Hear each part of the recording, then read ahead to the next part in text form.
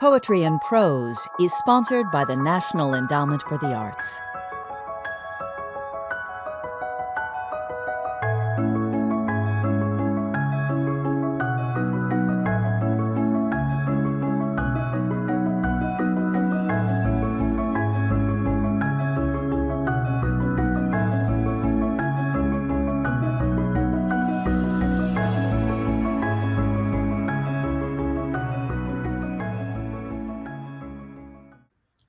My name is Joy Harjo. I'm the 23rd U.S. Poet Laureate, a member of the Muskogee Creek Nation. And I'm going to read this poem called Running. And I think maybe poetry, maybe human beings, we rely on a lot on memory. We're made of memory. We're made of memory of grandparents, parents, all the way back. And it includes trees. It includes the memory of the lands on which we walk, the waters. It's all one large story filled. And like this country, if you think about this country and where we are now, where we were then, where we're going to be, it's an immense story filled, and we all have a part of it. And we won't truly know who we are as a single human being, as a family, as a country, as a planet, as part of a whole system, until we're able to really, in a way, as the way I see it, is that it's like we become all the parts. At some point, we become all the stories. At some point, we have insight and compassion for every moment of history and every story, and we realize that they're all of us. It's all part of us.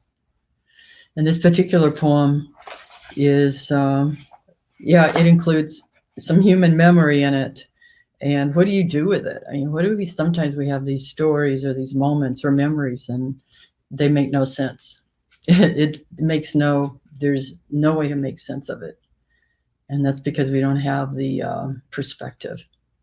And we can find that perspective. Poetry, I think, for me, it helps me find at least a moment or a sliver of perspective and knowing, and maybe even helps me transcend or help others transcend, or we find ourselves sometimes in a poem in a place that is almost undescribable, but a place that makes sense of something that didn't before. Running. It's closing time. Violence is my boyfriend with a cross to bear, hoisted on by the church. He wears it everywhere. There are no female deities in the Trinity. I don't know how I'm going to get out of here, said the flying fish to the tree. Last call. We've had it with history, we who look for vision here in the Indian and poetry bar somewhere to the left of hell. Now I have to find my way when there's a river to cross and no boat to get me there, where there appears to be no home at all. My father gone, chased by the stepfather's gun. Get out of here. I found my father at the bar. He's ghost, at least, some piece of him in this sorry place. The boyfriend's convincing to a crowd. Right now, he's the spell of attraction. What tales he tells in the fog of thin hope. I wonder, this sad world we've made with the enemy's words.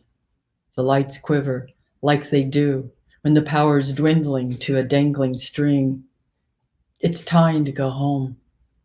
We are herded like stoned cattle, like children for the bombing drill, out the door into the dark street of this old Indian town where there are no Indians anymore.